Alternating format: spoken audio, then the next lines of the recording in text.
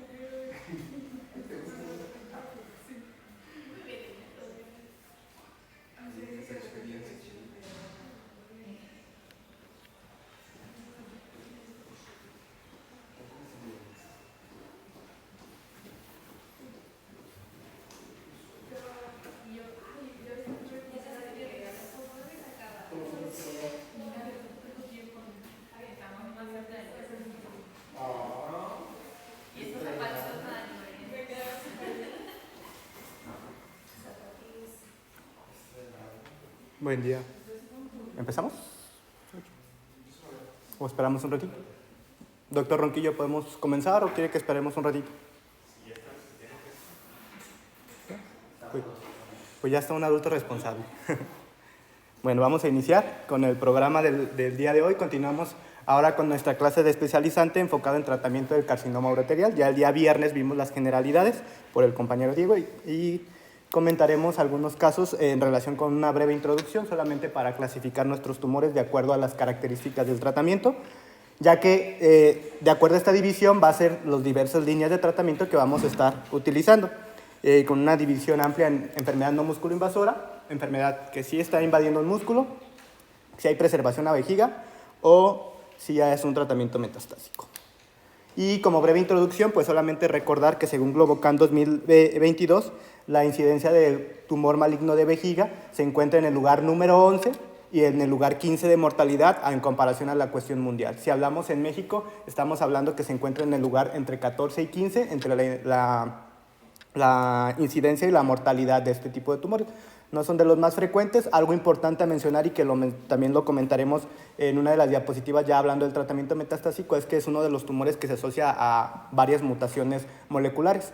Refería que en los artículos que se han mencionado está entre el tercero y cuarto lugar que más mutaciones presenta. Y pues las categorías de los tumores malignos para una división secundaria al TNM que vamos a utilizar para el tratamiento es si es músculo invasor, que regularmente los vamos a encontrar en el 75% de los casos, el músculo invasor en el 20% y si la enfermedad es metastásica. Entonces, vamos a empezar a dividir nuestro tratamiento de acuerdo a las características. Vamos a hablar del carcinoma urothelial no músculo invasor. Previamente, esto es como un breve recordatorio o un resumen de la división y de las características que va a presentar cada una de ellas. Vamos a tener un bajo riesgo que va a tener menos del 5% de generar recurrencia a largo plazo, intermedio que es del 10 al 15% y el alto que es del 30-40%. Esas son las diferentes características, ahorita las vamos a desglosar uno a uno con los diferentes apartados. Empezando con la no músculo invasora de bajo riesgo.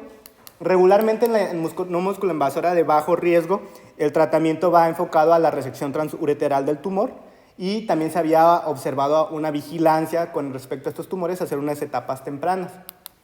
Sin embargo, se observó con el tiempo, y este es un estudio que nos lo analiza, que al asociar una dosis de gencitabina intravesical en aquellos tumores de bajo riesgo podría generar beneficios. Así que se hizo una comparación de un ensayo doble ciego del 2008 al 2011, donde hicieron este análisis. ¿Qué es lo que buscaban? Recurrencia del tumor.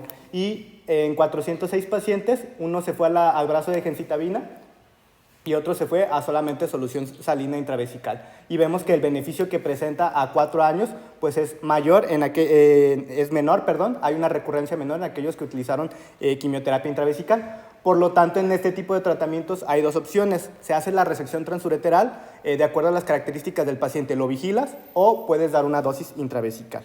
Y esto es lo que nos habla de las conclusiones respecto al no músculo invasor de bajo riesgo. Una resección transureteral más o menos quimioterapia intravesical. En la cuestión de las dosis se prefiere que el uso de gencitabina con mitomicina de acuerdo a la perfil de toxicidad y que tiene un menor costo. Posterior a eso, pues, se observó que también en la enfermedad no músculo invasora de riesgo intermedio tendríamos que hacer otro tipo de decisiones sobre este tipo de cuestiones. Entonces, ya en ello se empezó a observar el uso de la BCG intravesical. Inicialmente hicieron una comparación para la inducción del mismo tratamiento que consistía en un brazo que analizaba la BCG intravesical de forma semanal por 6 dosis, comparando con la quimioterapia intravesical en un metaanálisis. ¿Qué resultados encontraron? Que en aquellos pacientes que estaban utilizando BCG tenían mayores tasas de respuesta completa a comparación de la quimioterapia. A su vez, la supervivencia libre de enfermedad era mayor, del casi el 20%, y una reducción del riesgo de mortalidad en un 26%, de progresión, en un 26%.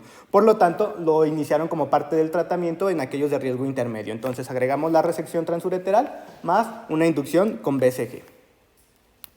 ¿Qué seguía después de la inducción de BCG? Se observaron o hicieron una comparación si la BCG de mantenimiento podía generar un beneficio en este tipo de pacientes. Entonces se hizo un nuevo estudio en los cuales con un tratamiento previo de inducción llevaron a 550 pacientes a una división en tratamiento de mantenimiento y sin terapia de mantenimiento. Regularmente el tratamiento de mantenimiento lo tenemos por acá abajo, era cada 3 semanas, se administraba los meses 3, 6, 12, 18, 24 y 36 meses.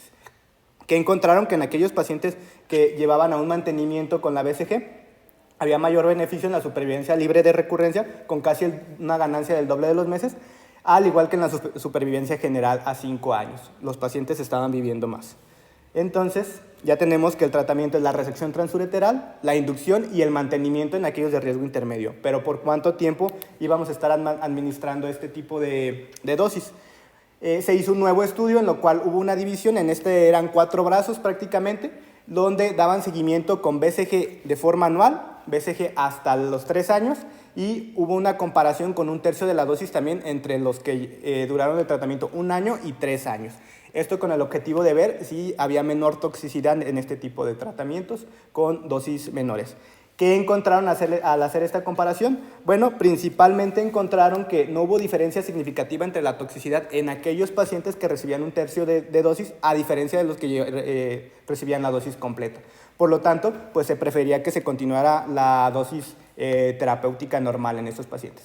Y se observaron 2 cuestiones, aquí se las voy a dividir porque lo vamos a mencionar este estudio en 2 ocasiones, que en aquellos pacientes que tenían un riesgo intermedio, el uso de 1 año había beneficio, pero llevarlo a más de 2 años no había un beneficio importante en este tipo de pacientes. Por lo tanto, se determinó que en riesgo intermedio un mantenimiento por 1 año era suficiente para este tipo de pacientes. Entonces, ¿qué podemos concluir? En aquellos pacientes no músculo invasores de riesgo intermedio, nuestro tratamiento en qué consistirá, con base en los estudios anteriores, una resección transureteral del tumor de vejiga, la BCG o quimioterapia de inducción de acuerdo a las características del paciente, observando que la BCG dio mejores respuestas.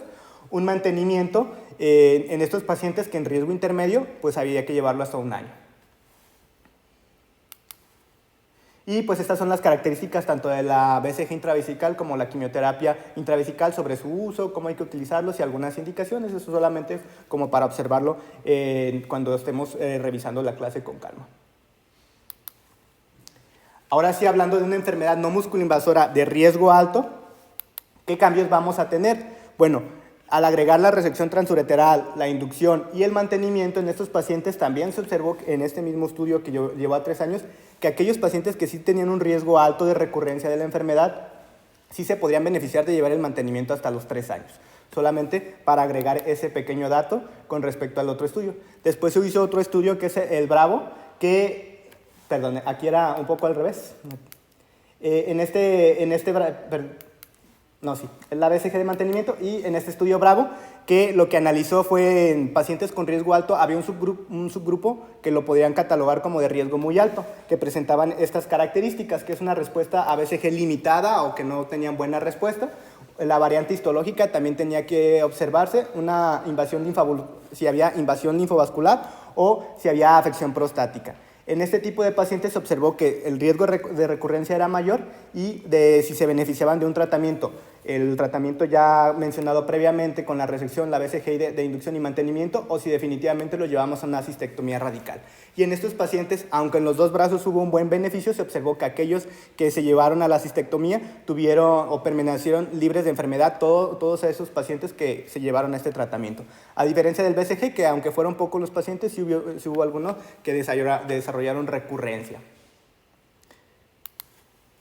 Y pues estas son algunas de las características que podemos tener como fracaso o que no nos va a responder de forma adecuada a la BCG. Entonces, al tener pacientes que no responden de forma adecuada, pues nuestro tratamiento debe ir modificándose. Entonces, en estos pacientes se observó que la cistectomía con el estudio anterior había beneficio. ¿Y qué otros pacientes se pueden beneficiar si no le podemos dar BCG a nuestro paciente? Bueno, se hizo un estudio que es un fase 2, el cual utilizó pembrolizumab, solamente comparó un brazo, y pues si podemos observar las tasas de respuesta, son unas tasas de respuesta buenas. No hay algún fármaco comparador con este tipo de tratamiento, sin embargo, pues se asoció que se puede utilizar, sobre todo en aquellos que no son respondedores a la BCG. Entonces, en la enfermedad de riesgo alto, ¿qué es lo que podemos concluir? Que el uso de una resección transureteral, la BCG de inducción y el mantenimiento por 3 años se pueden beneficiar. Y en aquellos pacientes que tengan un muy alto riesgo de acuerdo a las características del paciente y de acuerdo a las características histológicas, el llevarlos a una cistectomía temprana nos va a asociar mayor beneficio que el tratamiento mencionado anteriormente. Y bueno, en aquellos pacientes que definitivamente presenten características de que no hay buena respuesta al BCG, pues también tenemos el pembrolizumab como una opción a tratamiento. Y bueno, eso es en relación con la enfermedad no musculoinvasora. Ahora vamos a hablar de la enfermedad musculoinvasora, que su tratamiento aquí principalmente, o la base del tratamiento, va a ser una cistectomía radical. ¿Y en qué consiste la cistectomía radical? Bueno, si es hombre, va a consistir en la cistectomía con el retiro de la próstata, y si es mujer, también con una histerectomía. Hay algunas características que se han observado con preservación de algunos órganos, con buenos resultados en este tipo de cuestiones, pero bueno, en general se recomienda más este tipo de procedimiento. Además, hay que hacer una derivación de la vía urinaria y la disección de los ganglios linfáticos pélvicos. Mencionaba que al menos 12 ganglios para tener una disección adecuada en estos pacientes. Y estas son algunas de las indicaciones que podemos tener para la cistectomía radical. Ya mencionábamos que es prácticamente el tratamiento de base en la enfermedad musculoinvasora, pero en la no musculoinvasora, ¿en cuáles nos va a servir? Ya lo mencionábamos. Pacientes que no responden a cistectomía o en pacientes con muy alto riesgo. Y además en estos pacientes se observó que el uso de neoadyuvancia podía tener también beneficios, por lo cual se realizaron los siguientes estudios. Al mencionar la quimioterapia, refería que aquellos pacientes, sobre todo etapa clínica 2 y 2A, eran los que mayor beneficio iban a presentar, y regularmente el tratamiento se beneficiaba de líneas que llevaran cisplatino, por lo cual en este tipo de diagnóstico los criterios de Galsky van a ser útiles para estar determinando si nuestro paciente es elegible a cisplatino o no es elegible a cisplatino, mencionando que si presenta uno de estos, pues no se recomienda el uso del mismo. Principalmente evalúa el estado funcional, un ECOG mayor de 2, una tasa de filtrado glomerular menor de 60, la pérdida auditiva, la neuropatía periférica y una insuficiencia cardíaca como parte de los criterios de Galsky para ver si el paciente es no elegible a cisplatino. Entonces, pacientes que son elegibles a cisplatino, se observó diversas características de tratamiento. Lo primero que tenemos que observar es si el paciente va a ser candidato o no al tratamiento. Entonces, se hizo la comparación en pacientes que se llevaron a cistectomía más neoadyuvancia, más bien MVAC de 3 ciclos, que consiste en una dosis de metrotexate con vimblastina, doxorubicina y cisplatino. Ahí le pongo abajo las características de cada una de las dosis. En este estudio se comparó el uso de la neoadyuvancia en MVAC 3 ciclos más cistectomía versus solamente cistectomía. Y pues si observamos los resultados en supervivencia global, observamos la ganancia de casi 30 meses en pacientes que utilizaron neoadyuvancia, por lo cual se determinó que los pacientes en enfermedad musculoinvasora podrían beneficiarse de una neoadyuvancia. Y también se hizo un análisis en este mismo estudio que mencionaba cuánta enfermedad residual encontrábamos al finalizar el tratamiento y se observaba que en aquellos pacientes se encontraba en T0, con cistectomía un 38% al finalizar su tratamiento y en cistectomía un 15% estadísticamente significativo, lo cual nos dio pie a que la neoadyuvancia tuviera buenas respuestas en este tipo de tratamientos. Se han utilizado otras opciones de tratamiento con base a la neoadyuvancia. Una es utilizar las dosis densas de MVAC, comparándola con MVAC, el tradicional o el estándar, con mejores tasas de respuesta en aquellos que utilizamos las dosis densas en relación a la dosis habitual. También hay ganancias en la supervivencia libre de progresión y en la supervivencia global, a comparación. Sin embargo, en la supervivencia global no hay tanto estadísticamente significativo. Y hay otro tipo de pacientes que también se analizó con la gencitabina cisplatino, sin embargo, observamos que las tasas de respuesta pues, son menores en este tipo de pacientes. Secundario a esto, pues se han hecho comparaciones entre cuál es la mejor línea de tratamiento en pacientes con neoadyuvancia, el utilizar dosis densas de MVAC estándar o gencitabina cisplatino o algún otro esquema que contenga entre su tratamiento el cisplatino. Y bueno, hubo una comparación en aquellos pacientes con este estudio, en el VESPER, que hizo una comparación tanto en pacientes con neoadyuvancia así como en pacientes con adyuvancia. Hizo una comparación de 500 pacientes en los cuales unos se fueron a dosis densas de MVAC por 6 ciclos cada 2 semanas y otros se fueron a gencitabina cisplatino. Y si observamos los resultados, pues también hay beneficio, sobre todo en la supervivencia libre de progresión a 3 años, del 66% versus el 56%, estadísticamente significativo, lo cual nos dice que la dosis de MVAC tuvo mejores respuestas. Y hay otro tipo de estudios que también se le ha dado seguimiento, sobre todo en aquellos pacientes que no tienen características o que no se puede utilizar de forma adecuada el uso de estos fármacos. Y bueno, estas fueron las recomendaciones que nos utilizó. La supervivencia global fue un 64% contra un 56%. La duración del tratamiento era un 72% contra un 59%. La supervivencia global en aquellos que se llevó a neoadyuvancia era del 66% con 57%, y en aquellos que también era por neoadyuvancia, por la división que se realizó, era de 75% con 60%. En este estudio secundario pues, se observó que el control local con las dosis densas era mejor que con la gencitabina cisplatino. Y bueno, hablando de la neoadyuvancia, que se concluye que en aquellos pacientes que son candidatos a una cistectomía radical, el uso de neoadyuvancia se asocia con adecuada respuesta o mejoría en sus resultados, sobre todo en aquellos que son etapa clínica 2 y 2A. También se observó que el MVAC neoadyuvante con cirugía va a mejorar la supervivencia global, supervivencia libre de progresión y las tasas de respuesta. En cuestión de las dosis o el esquema a utilizar, el esquema con dosis de MVAC fue el que tuvo mejores tasas de respuesta en este tipo de características. Y hablando del gencitabina cisplatino, pues se observó que es eficaz, sin embargo, pues las tasas de respuesta serían menores en este tipo de pacientes. Y hablando ahora de la adyuvancia, me voy a brincar un poco esta diapositiva porque aquí se me adelantó, ahorita nos regresamos. Hablando de la adyuvancia, se observó que aquellos pacientes que no se habían llevado previamente a una neoadyuvancia y se utilizó cistectomía, se hizo una comparación entre llevarlos a vigilancia y utilizar una quimioterapia adyuvante. También en este tipo de pacientes pues, se prefería que el tratamiento fuera con base en cisplatino como parte del tratamiento. Entonces se hizo un análisis de 5.653 pacientes con esta comparación, en los cuales se llevó como objetivo principal la supervivencia global, que encontraron que aquellos pacientes que llevaban asistectomía más quimioterapia tenían mejor supervivencia global a los 5 años con un 32% versus los que solamente se llevaban asistectomía, teniendo una estadísticamente significativo. Posterior a eso, pues también se dio seguimiento a este estudio con una metaanálisis, o se observaron estudios retrospectivos con estas mismas características en aquellos pacientes que se hizo cistectomía con quimioterapia adyuvante versus cistectomía con vigilancia. ¿Y qué encontraron? Bueno, si observamos el forest plot, encontraron que los grupos que tenían quimioterapia adyuvante tenían mejores beneficios que los que no tenían quimioterapia adyuvante. Esto, si lo observamos, el resultado de supervivencia global de estos varios estudios que analizaron fue estadísticamente significativo, con una reducción del riesgo de muerte del 23% y una supervivencia libre de enfermedad disminuyó el 34%. Por lo tanto, pues nos dice que en aquellos pacientes que se llevaron a cistectomía y no se realizó una adyuvancia, se puede valorar un tratamiento con adyuvancia. Y ahora sí me regreso a esta diapositiva, que es el mismo estudio Vesper que hizo este análisis también con tratamientos en la cuestión adyuvante, no solamente en adyuvante. Y pues ya habíamos observado el beneficio que tenían estos pacientes con las dosis densas de MVAC en comparación con la gencitabina cisplatino, por lo cual se prefiere este tipo de esquemas de tratamiento.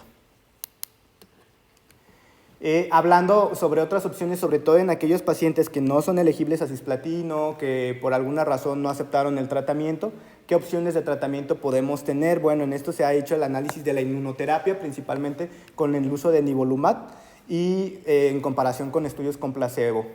En estos pacientes, fue un estudio que llevó 709 pacientes y los objetivos principales eran la supervivencia libre de enfermedad por intención a tratar y la supervivencia libre de enfermedad en aquellos pacientes que expresaban PDL1 mayor a 1%.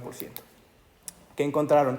Hablando principalmente de la supervivencia libre por intención a tratar, se observó que hubo una ganancia con el uso de nivolumab de 10 meses en comparación con el uso de placebo, estadísticamente significativo.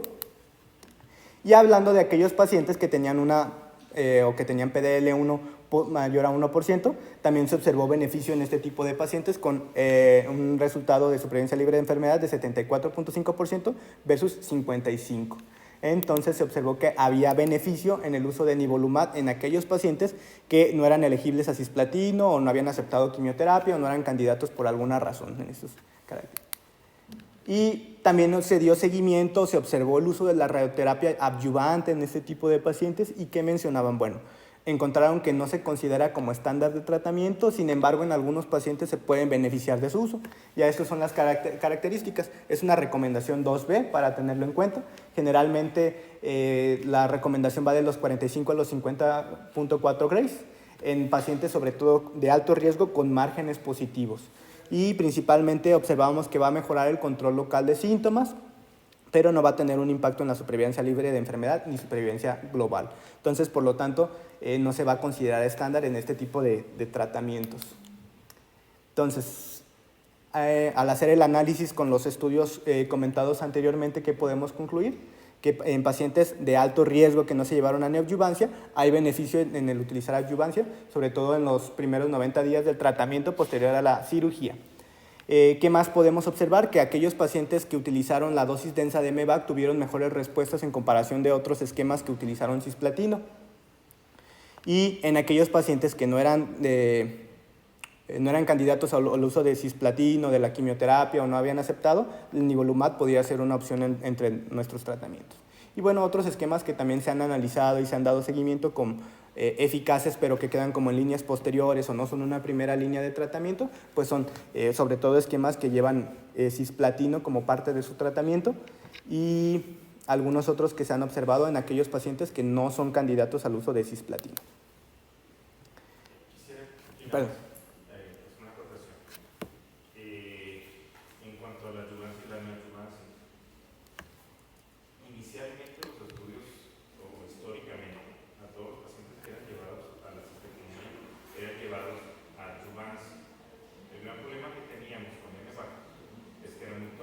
Y sobre todo los abuelitos, todos los que tenían función renal, no alcanzaban a recibir una ayudancia como tal porque no lo toleraban. Si se acuerdan, nos estaba hablando de que tenía que tener una tasa de filtración por arriba de 60 para utilizar el cisplatino. Y muchos de estos pacientes ya se encontraban limitados y eso es en la historia real. Además, que después del manejo de urología, los pacientes llegaban muy mal. Esa es la cruel realidad, que hay que hacerlo aunque se desgarren ellos las vestiduras. O sea, los pacientes después de una cistectomía se iban a las estancias hospitalarias, se complicaban y muchos no llegaban a recibir finalmente un tratamiento adyuvante. Entonces, a veces lo que alcanzaban a recibir era o cisplatino con gemcitabina o muchos con pura gemcitabina porque no tenían un buen desempeño clínico después de la cistectomía. La realidad es que la mitad de los pacientes llegaban fumigados. Esta lucha nos tocó hace como 8 años convencer a los urólogos de que era conveniente llevarlos a neoadyuvancia. Ellos no querían. Fue una lucha muy importante, la verdad, tengo que decirlo como tal. Hasta que les demostramos que cuando los llevaban a neoadyuvancia con cisplatino, estos pacientes era más fácil la cistectomía, se les complicaba menos y por tanto hubo un incremento en la supervivencia de estos pacientes. ¿Sí?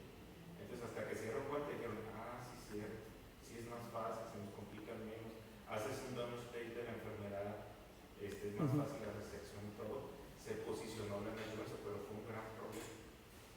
Entonces, a estos pacientes que les diste 4 ciclos de neoadyuvancia, 4 ciclos era suficiente para la erradicación de la enfermedad y ya le cambiaste la vida. Entonces, después de la cistectomía volvimos a los mismos. Muchos de los pacientes, por causa de trauma quirúrgico, no podían ser llevados a un tratamiento adyuvante o completar otros 4 ciclos más de lo mismo. O si ya tenías que en la neoadyuvancia y la respuesta no había sido respuesta completa, le dabas lo mismo. Entonces fue donde entró justamente el estudio Checkmate, donde era darles no nada más a los que no habían recibido neoadyuvancia ni a los que no fueron elegibles a platino en la neoadyuvancia, sino a todos los pacientes que habían recibido neoadyuvancia, los sometías nuevamente a un tratamiento adyuvante con nivolumab que era de 1 a 2 años. Entonces, y realmente con muy buena tolerancia al tratamiento. Y por eso dices, ¿y por qué lo pusieron con platino? Pues porque no lo podías poner otra vez con platino porque ya habían recibido el platino en la infancia. Y de hecho hay una condición para que entraran en el entonces, y después del trauma quirúrgico, realmente no, el utilizar la inmunoterapia no les afectaba y no tenían que estar tan preocupados por la función renal. Entonces, pues por eso la posición de esta molécula en la adyuvancia. Si a alguien le interesa un poquito más, ahí están todos los dossiers y todo eso. Nosotros fuimos parte de ese estudio. Entonces lo conocemos muy bien en Checkmate. Gracias, Víctor. Muy bien, continuando, había un módulo de tratamiento que es la preservación de vejiga. Sobre todo, ¿quiénes van a ser candidatos a la preservación de vejiga? Más bien aquellos pacientes que no eran candidatos a una cistectomía por el estado funcional, porque se nos podían complicar durante el proceso quirúrgico o por alguna situación lo rechazaban, se tenían que buscar opciones en el tratamiento. Entre ellos, pues la preservación de vejiga puede ser una de las opciones. ¿Qué otros pacientes podíamos utilizar? Bueno, una histología ureteral convencional, tumores en etapa T2 o T3, que no tuvieran ganglios presentes, tumores solitarios, que no tuvieran hidronefrosis o que esta fuera de formas leves, podrían entrar en las características, y que en la resección transureteral se haya podido retirar la resección tumoral de forma completa. Entonces son los pacientes que se podrían beneficiar de este tipo de tratamientos principalmente, o que podíamos elegir como parte de. ¿Qué opciones de tratamientos se tienen? La terapia trimodal va a ser la que va a tener mayor importancia en este estudio. Sobre todo consiste en la resección transureteral con quimiorradioterapia, principalmente una quimioterapia radiosensible con radioterapia. Ahorita vamos a ir desglosando poco a poco esos apartados. Y hay metaanálisis de 11 estudios que dieron seguimiento a esta cuestión en particular para dar el seguimiento. Fue un metaanálisis con 2.682 pacientes, en los cuales unos se llevaron a terapia trimodal y otros a cistectomía radical. ¿Qué comparaciones realizaron o que buscaban? Era la supervivencia global, supervivencia específica por cáncer y supervivencia libre de progresión, y estas fueron las características o los resultados que obtuvieron. Si podemos observar, en aquellos pacientes, pues observó que no había un beneficio estadísticamente significativo con el uso de uno con otro. Sin embargo, pues esta cuestión ha tenido muchas dudas porque hay algunos estudios que benefician el uso de cistectomía en comparación de estos, pero en general se habla que no hay un beneficio estadísticamente significativo en aquellos pacientes. Y bueno, ¿qué opciones de tratamientos o qué quimioterapias pues, nos van a servir en este tipo de pacientes? Se hizo el estudio BC 2001, que es un ensayo clínico fase 3 que en enfermedad musculoinvasiva con 360 pacientes buscó la comparación de radioterapia con quimioradioterapia para observar un mejor beneficio. También hubo como un subanálisis de este estudio en el cual utilizaron dosis estándar y con un volumen modificado. Ahorita vamos a mencionar un poco más de las dosis en cuestión de la radioterapia. Nos vamos a enfocar más en quién se beneficiaba más, si los pacientes que recibieron una quimioradioterapia o una radioterapia estándar. ¿Y qué resultados arrojaron estos estudios? Bueno, lo principal es que la supervivencia libre de enfermedad a 2 años en aquellos pacientes que se llevaban a quimioradioterapia era de un 67% contra un 54%, estadísticamente significativo. Y la supervivencia global a 5 años también tenía mayor beneficio en aquellos que se llevaron a quimioradioterapia. Por lo tanto, en este tipo de tratamiento que es preservación de vejiga, se prefiere que el paciente se lleve a quimioradioterapia. Y como mencionábamos, había algunos estudios que mencionaban el uso de ciertas dosis con otro tipo de dosis. Podemos hablar sobre este estudio en particular, que hizo una comparación de 2 estudios. Uno es el BC201 y el Bacon Trial, en los cuales compararon la radioterapia con 64 Grays en 32 fracciones versus una radioterapia de 55 Grays en 20 fracciones. ¿Y qué resultados encontraron hablando del riesgo de recurrencia? Si nos observamos solamente los pacientes que se llevaron a 64 Grays en relación a uno con otro, vemos que el beneficio pues no es impactante en este tipo de estudios, entonces no fueron estadísticamente significativos. Si observamos en este metaanálisis o en los diversos estudios los seguimientos, observamos que aquellos pacientes que se llevaron a una menor dosis de Grays en menor cantidad, pero en dosis en menor tiempo, tuvieron un beneficio en la curva en el forest plot. Y hay más estudios que han hecho el análisis de este tipo de cuestiones con el uso de quimioterapia con radioterapia solo, o con algunos esquemas radiosensibilizantes, observando pues, en todos ellos tasas de respuesta importantes. Sin embargo, pues estos son el mencionado anteriormente es de los más importantes sobre esta cuestión. ¿Y qué podemos hablar de la preservación de vejiga? Principalmente es que la terapia triple modal va a ser la opción estándar en este tratamiento, es la resección transureteral. A ellos la radioterapia, ya mencionábamos que la dosis de 55 Grays en 20 fracciones era mejor a la de 64, sobre todo por las respuestas que tuvieron una con otro, y se observó que también tenían un control locorregional mejor con este tipo de tratamientos. Y en cuestión de la quimioterapia radiosensibilizante, se observó que la 5-FU con mitomicina era de las opciones más utilizadas o más estudiadas con estas cuestiones. Sin embargo, pues se observó que el cisplatino en monoterapia también podría ser opción, gencitabina a dosis bajas o alternativas que combinaran el uso de algún platino con otro tipo de fármacos. De hecho, mencionaban que se recomendaban más aquellos fármacos, bueno, no que se recomendaran más, que tenían mejores tasas de respuesta y era esperado en aquellos pacientes que llevaran un doblete a uno en monoterapia. Pero bueno, tenemos diversas opciones de tratamiento en este tipo de cuestiones. Y ahora sí, entrando a la enfermedad metastásica o enfermedad recurrente, ¿qué opciones de tratamiento tenemos? Principalmente, o vamos a hablar un poco de la cuestión oligometastásica, es en aquellos pacientes que tienen lesiones metastásicas solitarias, principalmente que se localicen en la región de ganglios linfáticos o en zonas pulmonares que se puedan operar o que no nos generen muchas comorbilidades si los llevamos a un proceso quirúrgico. Y pues se ha observado que en aquellos pacientes que se llevaron a una metastasectomía versus un tratamiento no quirúrgico, pues había disminución del riesgo de muerte o había beneficio en el utilizarlo. Este es un metaanálisis que identificó en 17 estudios y pues observamos que en algunos de ellos, si observamos la curva el forest plot, estaban a favor de la metastasectomía. Sin embargo, pues eran pacientes muy elegibles para este tipo de situaciones, que tuvieran, ya lo mencionábamos, un adecuado estado funcional, que no generaran grandes comorbilidades y que las lesiones fueran únicamente en pulmones o en regiones de ganglios linfáticos, que los que se podían beneficiar de esta cuestión. También menciona que para este esquema de tratamiento, sobre todo en aquellos pacientes que ya se clasifican como una etapa clínica 4, se recomienda hacer estudios moleculares y que en la inmunohistoquímica también nos puedan reportar el PDL1 o en aquellos pacientes que se pueda reportar el HER2, sobre todo para buscar líneas de tratamiento secundarias a este tipo de situaciones. Y ya lo mencionábamos al inicio de la clase, el vejiga se asoció como el tercer cáncer que más mutaciones llegaba a generar. Entre las que más se mencionan o la que más se encontraban era la CDKN2A, la FGFR, que nos va a servir para una línea de tratamiento, ya lo mencionaremos más adelante, el PIK3SA o el HER2.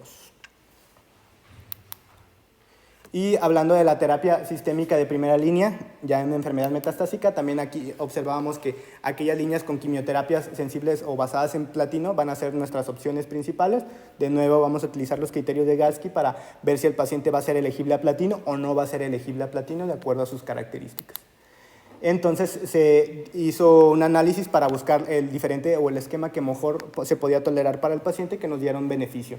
En este tipo de estudios se dio seguimiento a un ensayo clínico fase 3 con más de 400 pacientes en los cuales se comparó gencitabina cisplatino con MVAC, buscando sobre todo la supervivencia global y las tasas de respuesta. Si observamos los resultados que tenemos por la parte de abajo, observamos que aquellos pacientes que se llevaron a como una mediana de supervivencia era 13.8 versus 14.8, la mediana de tiempo a la progresión era de 7.4 versus 7.4 y la respuesta era de 49% versus 45%. No había un gran cambio entre el uso de una dosis y otra, pero estadísticamente no era tampoco significativo en este tipo de situaciones. Posteriormente se dio un seguimiento a 5 años de este mismo estudio para ver qué opciones habíamos encontrado y se observó que no eran estadísticamente significativos y que la gencitabina cisplatino nos daba una ganancia de 14 meses versus un MVAC de 15.2 meses. De igual forma también había ganancia como de gencitabina cisplatino 7.7 meses contra MVAC de 8.3 meses, hablando de la supervivencia libre de progresión. Ninguno de ellos estadísticamente es significativo. Sin embargo, lo que sí se observó es que en la toxicidad, pues aquellos pacientes que iban a gencitabina cisplatino tenían una mejor calidad de vida. Entonces, hablando de ya en el ámbito metastásico, pues también hay que enfocarnos que uno de los objetivos cambia también a dar mayor supervivencia global, pero también una adecuada calidad de vida. Por lo cual, pues se posicionó como mejor estándar el uso de gencitabina cisplatino. De igual forma, también hicieron un seguimiento en el uso de MVAC a dosis densas versus MVAC. Importante mencionar que todos aquellos que se llevaron a dosis densa llevaban estimulante de colonias. También buscaron las tasas de respuesta en ambos y observaron que estadísticamente no eran significativas. Sin embargo, en aquellos pacientes que tenían dosis densas, pues sí tenían mayores tasas de respuesta en comparación a los que se llevaban a MVAC solita. Y también había una supervivencia libre de progresión, también mayor, de 9.1 meses versus 8.2 meses. En un seguimiento a 5 años, esas mismas características se siguieron manteniendo y se observó que el uso de mayores dosis densas de MVAC tenían mejores tasas de supervivencia a comparación del MVAC solito. De igual forma, en la mediana de supervisión siguió dando una ganancia menor, pero mejor que el MVAC2. Y algo aquí que mencionaba que lo que le dio como mayor validez al uso de dosis densas de MVAC es que el asociarse un estimulante de colonias, esto asociaba a que tuvieran menor perfil de toxicidad, sobre todo toxicidad hematológica. Entonces, estos pacientes estaban presentando menores neutropenias o menores riesgos de que el tratamiento se fuera suspendiendo secundario a alguna toxicidad. Por lo tanto, se dio preferencia a las dosis densas de MVAC en relación con el MVAC. Y bueno, también hay algunos pacientes que no van a ser aptos para el uso de cisplatino si aplicamos los criterios de Galsky por diversas cuestiones. Hay que también tener en el enfoque que la mayoría de estos pacientes van a ser por arriba de los 60 años, es la mediana de edad en la que se llega a diagnosticar, y se han hecho comparaciones en diversos estudios con un fármaco asociado a cisplatino y con fármacos que no están asociados al uso de algún platino o con el uso de carboplatino. Sin embargo, pues sí se observa que sus tasas de respuesta son mucho menores, su supervivencia global y su supervivencia libre de enfermedad también, pero son opciones en tratamiento, sobre todo cuando ya tienes un paciente que su calidad de vida ha ido disminuyendo y no son candidatos, pues podemos ofrecerle este tipo de tratamientos para darles cierta ganancia. Entonces, ¿qué conclusiones podemos tener en tratamientos de primera línea basados en platino? Que la gencitabina cisplatino pues, se posiciona como una categoría 1 para este tipo de pacientes, tiene buena supervivencia global, buena supervivencia libre de enfermedad, no es mayor a la del MVAC, sin embargo no estadísticamente significativo, pero principalmente aquí pues, va a mejorar la calidad de vida y el perfil de seguridad del paciente, por lo cual es una buena opción en pacientes que ya los tenemos en etapa clínica 4. El uso de dosis densas de MVAC más estimulante de colonias también se posicionó como categoría 1, sobre todo por tener un menor perfil de toxicidad hematológica a comparación del MVAC, por lo cual también en aquellos pacientes que son candidatos o que los podemos están fit para utilizarlo, puede ser una de las opciones en tratamiento. Tenemos opciones que no utilizan cisplatino o que no utilizan el uso de platinos como parte del tratamiento, también con ciertas respuestas, sin embargo, pues no superan a las categorías 1 como parte del tratamiento, sin embargo, pues tenemos las opciones ahí. Y mencionaba que en aquellos pacientes que tenían una buena respuesta al tratamiento de primera línea con platino, podíamos utilizar una terapia de mantenimiento con el uso de avelumab, que se considera como una categoría 1. Y este es el estudio que vamos a mencionar a continuación, que es el Javelin Bladder 100, que es un ensayo clínico fase 3 que se realizó como en el 2020 aproximadamente, comparando en 700 pacientes el uso de gencitabina cisplatino de 4 a 6 ciclos con avelumab versus solamente la quimioterapia con cuidados de soporte. Y si observamos las curvas de Kaplan y Meyer, observamos que hubo beneficio en aquellos pacientes que se llevaron al mantenimiento con avelumab. Hablando de la supervivencia global, se observó que hubo una ganancia de casi 7 meses con el avelumab de 21.4 meses versus cuidados de soporte de 14.3 meses. Esto es estadísticamente significativo y si observamos en aquellos pacientes que tenían PDL1 positivo, pues el beneficio también se observó. Al menos en esta primera parte del estudio no se había observado que haya llegado a alguna ganancia, sin embargo, pues posterior se mencionó que sí hubo un beneficio mayor en aquellos pacientes que tenían avelumab versus los cuidados de soporte. El avelumab quedó como en 30 meses y los cuidados de soporte quedaron como en 18.5 meses. Y esa es la comparación posterior a los 2 años que le dieron de seguimiento a estos pacientes, sobre todo en aquellos en supervivencia global en general, sin tomar en cuenta el PDL1. El avelumab dio una ganancia de 23.8 meses versus 15 meses, persistía estadísticamente significativo, y en la supervivencia libre de progresión también había una ganancia de 3 meses en estos pacientes, estadísticamente significativo. Por lo cual el mantenimiento se posicionó como una categoría 1 en aquellos pacientes que tenían buena respuesta al uso de primera línea con terapias con uso de cisplatino.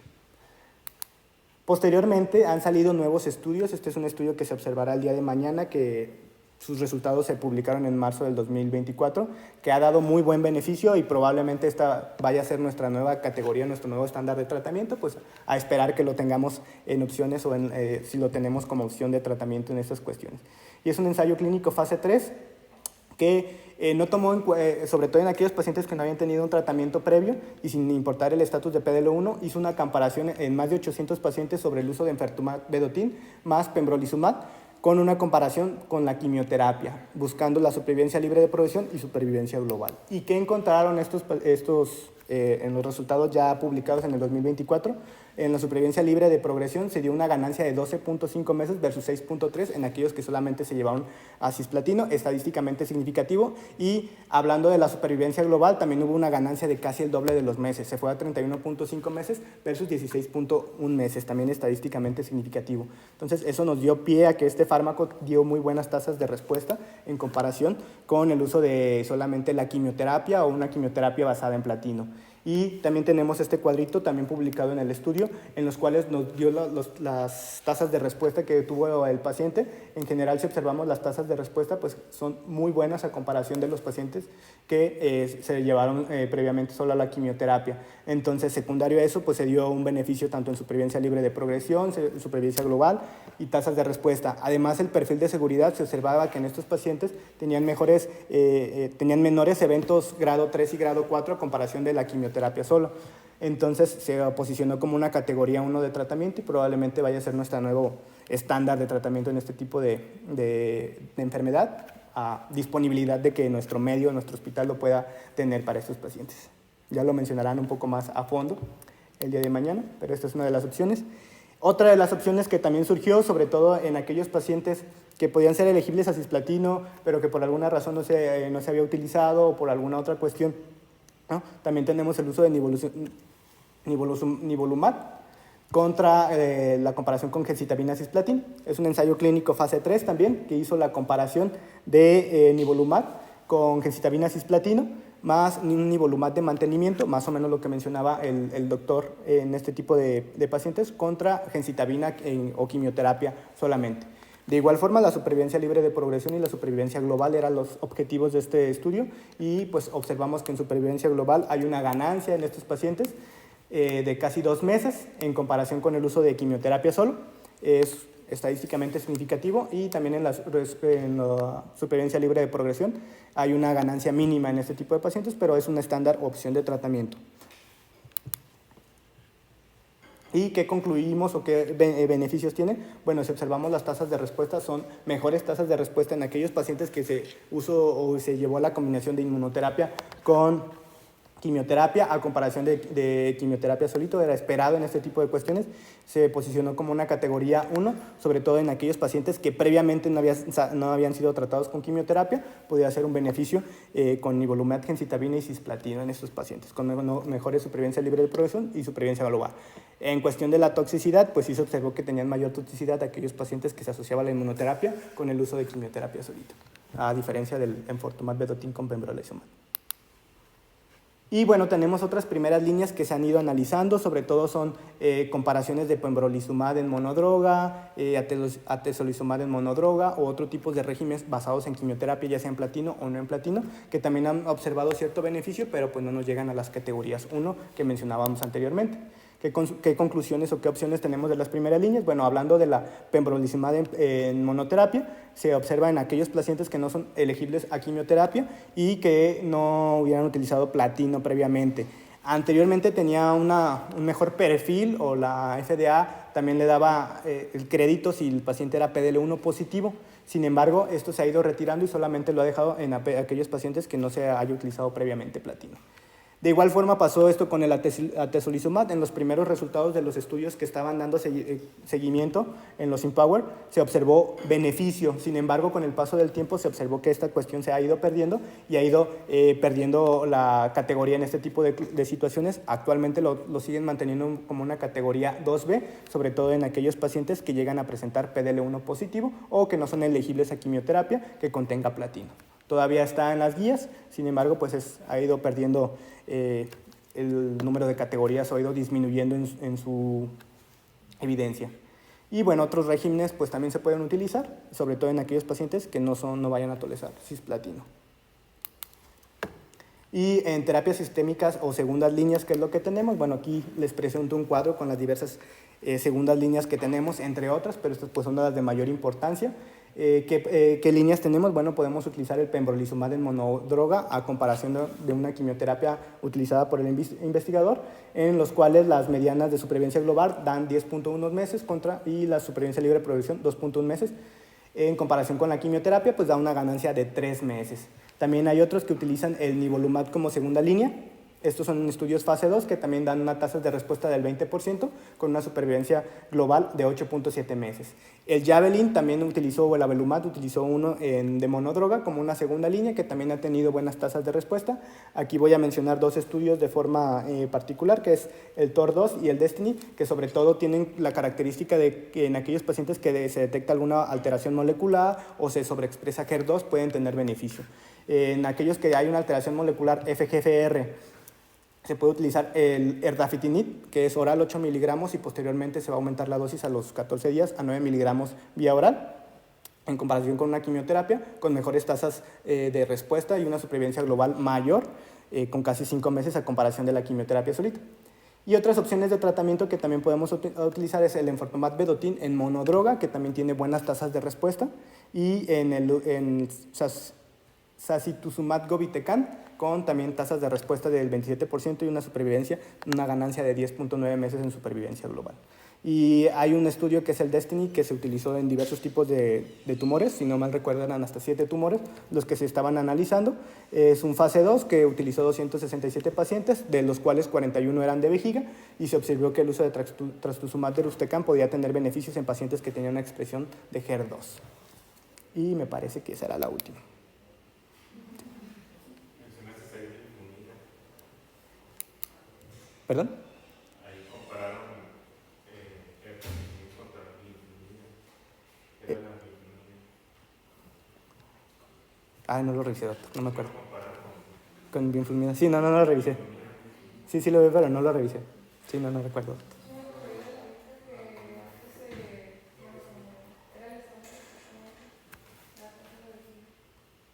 de hecho, por más de 10 años, pues, estaba en segunda línea. Ujú. Y no es otra cosa más que la minorelmina, que la pasan por una columna a una alta temperatura y una transformación y queda definida. Entonces, por mucho tiempo fue el estándar en segunda línea. Pues, por eso todavía algunos estudios se comparaban como eso. El gran problema es que como es una droga de desarrollo francesa, pues en Estados Unidos no entra. Y a los franceses no les interesa dejar el mercado americano, pero usaban mucho la droga.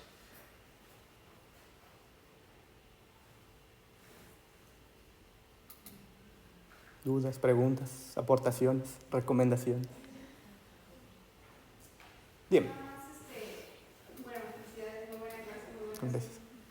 Y acaba de salir hace como un par de semanas el estudio de pembrolizumab adyuvante, también igual era de vivo, pero con pembrolizumab y también fue positivo. Okay. El estudio en base a drogas. Para revisar, no lo he revisado, pero sí, para revisarlo y agregarlo. El problema es que llega muy tarde. Realmente aquí quienes entraron bien al negocio fue Bavencio, que como estaba buscando dónde entro, y en muchos tumores de vía urinaria fueron dentro. Entonces, el problema aquí es que no nos suena mucho porque no se posicionó mucho en México. De hecho, todavía ni siquiera llega a posicionarse adecuadamente, pero en vía urinaria no.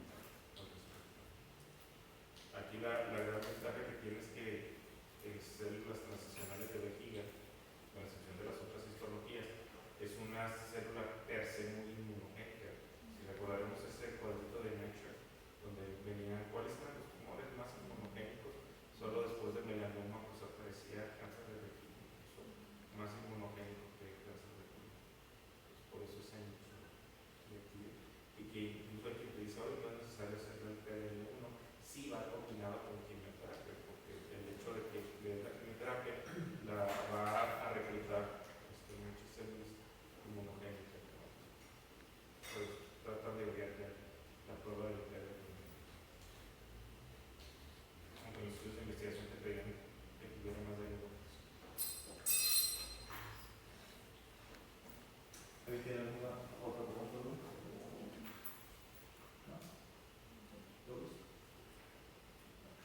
Gracias.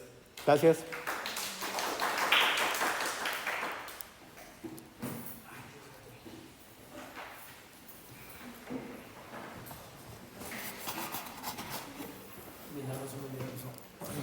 Gracias.